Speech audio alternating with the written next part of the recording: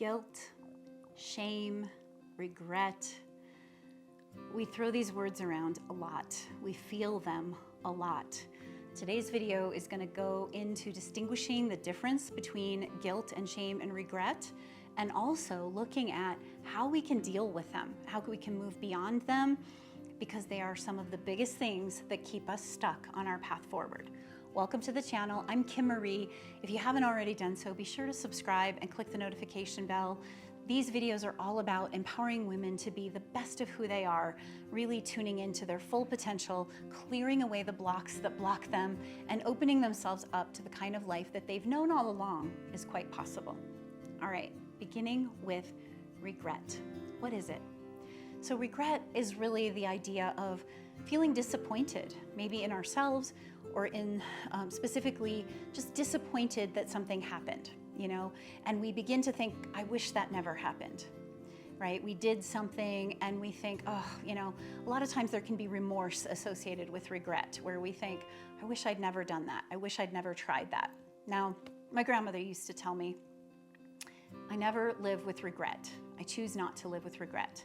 And I really love that guidance and wisdom, because I think if we focus on being disappointed and regretful or wishing something hadn't happened, then we're not able to accept and move forward in our life that yes, it did happen. And so then what do we do to choose that? And I'm going to get to that when we talk about how to deal with these things, these concepts of regret and guilt and shame.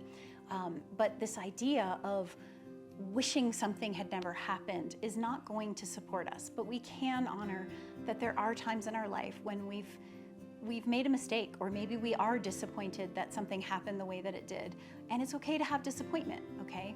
It's what we do with it that's gonna matter, which you will see next. So that's kind of the basics of regret, this idea that there's just this general disappointment that things happened the way they did. And whatever those things are, it might have been something you said, something someone else said, something you chose to do, someone you chose to be in a relationship with whatever it is, we sometimes feel regret, okay? We feel disappointed. And it often can come with that sense of wishing it hadn't happened, all right? Now, guilt. Guilt is, Brené Brown defines guilt as having made a mistake. And she distinguishes guilt from shame by saying, shame is, I am a mistake, okay? I'm gonna go a little bit deeper here to say that with guilt, yes, we may feel guilty because we've made a mistake, which in itself could generate regret, this sense of disappointment, wishing we could have things be different, wishing things could have turned out differently.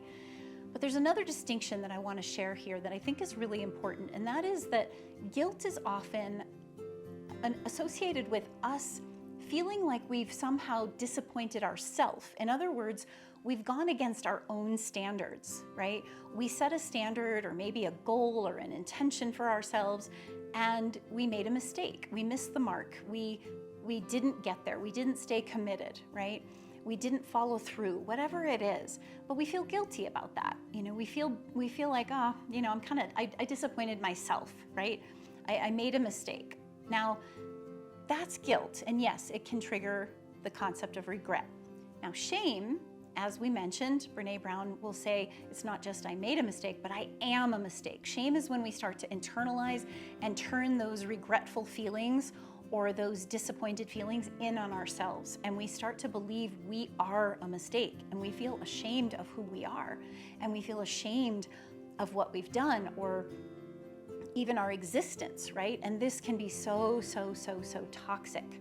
And I'd like to take that a little bit further, not just being this idea that I am a mistake, but if guilt is around disappointing yourself and you're kind of going against your own standards and somehow not fulfilling them, shame is really about not honoring what you believe the community standards to be. So now you feel ashamed within the community, okay? And this is where remembering who we are and reconnecting to our values and really being true to our true nature, aligned with our truly empowered, authentic self, is so important, because we can be walking around with all of this shame that tells us we're not enough, we're not worthy, we don't belong. we'll never be good enough, we'll never measure up, all of that. And that becomes this toxic, festering, plague within us, so to speak, that impacts every aspect of our being. And it absolutely keeps us stuck. When we start to recognize that we have a choice for how we deal with regret and guilt and shame, and we know the difference between the three, that's why I wanted to share this video, to help you distinguish the difference. Then you get to begin to deal with it, to work with it. The first thing is to name it so you can tame it, okay? So we've named what regret is, we've named what guilt is, we've named what shame is. You can begin to notice those feelings within yourself, notice how they show up, notice what triggers them, notice what expands or contracts them.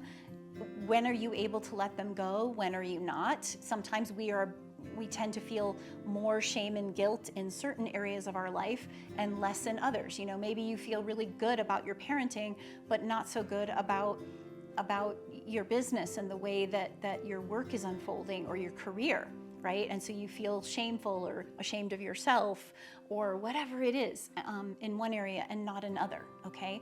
We need to distinguish that and start noticing and pay attention to those nuances, because when you can name it, when you can really see what is it that you're feeling, is it just simple regret? Is it guilt that you're turning, you feel like you've disappointed your own standards, you've made a mistake, you have some remorse for it? Or is it shame, where you don't feel like you belong, where you're really closing in on yourself and you don't believe that you can measure up to society, okay? You need to know that, understand how it shows up in the different domains of your life. This is how we begin to deal with it, to move through it, to overcome it, right? The second thing is, I want to share that there are 3 questions that I think are super helpful to ask ourselves in this realm of regret and guilt and shame. The first one is, and it's so powerful, no matter what it is that you're feeling, you can ask yourself, is this true? In other words, let's say you're feeling like the regret, I wish this didn't happen, okay? Is that really true? Stop and think about, if it didn't happen, what might you not have learned? What wisdom may you not have gained? Can you begin to find the ability to see the benefit in what happened? Similar to guilt. Okay, I've made a mistake. I've gone against my own standards, okay? Is that really true? Have I gone against my own standards? This is a powerful question, because this forces you, or starts to inspire you, to look deeper at what your standards are. A lot of times people think that they're following their standards, but they're actually following somebody else's standards. They don't really have any commitment or desire to do this thing, right? So is it really true that you've made a mistake, or is it really true that maybe you just were, honoring your own true commitments and values? That's a really powerful thing to consider. With shame, we often end up feeling like everybody hates us, nobody wants to be around us, nobody believes in us. We can also ask, is that true? And by asking the question, is it true, you start to look for ways in which it is true and it's not true, okay? And a lot of times in all of these situations, we find that there's a lot more that is not true than is true. And it starts to sort of disprove those feelings of regret or guilt or shame. We start to notice all the ways in which people love who we are, and they love what we do, and they have honored what we do, and they have expressed their gratitude, but we tend to focus on the negative, right?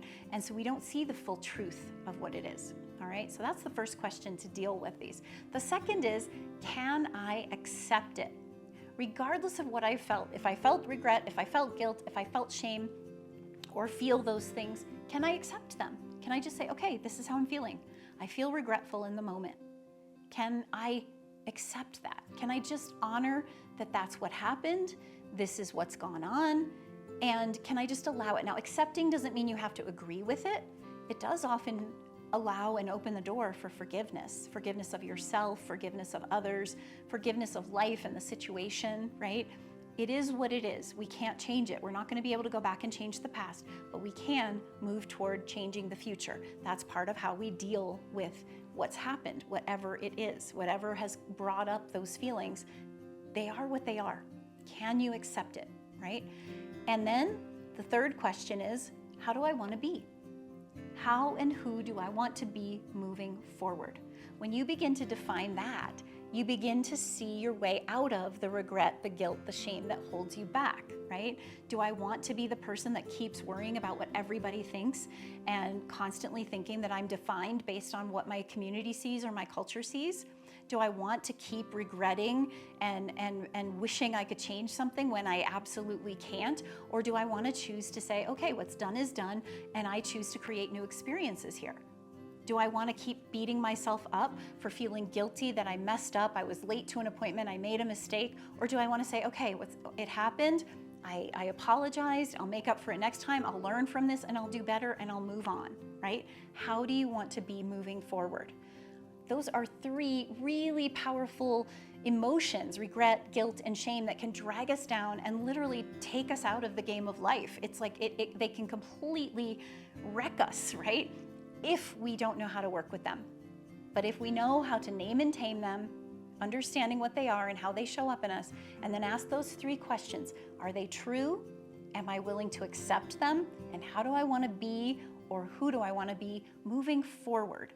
We can begin to take the steps. It's not going to happen like flipping a switch, a light switch, or something like that. It takes time, it takes practice, it takes a constant reminder to yourself to be naming and taming, to be asking those questions, to be sort of deconstructing the old thoughts and ideas so you can reconstruct something much more productive for your life and your future.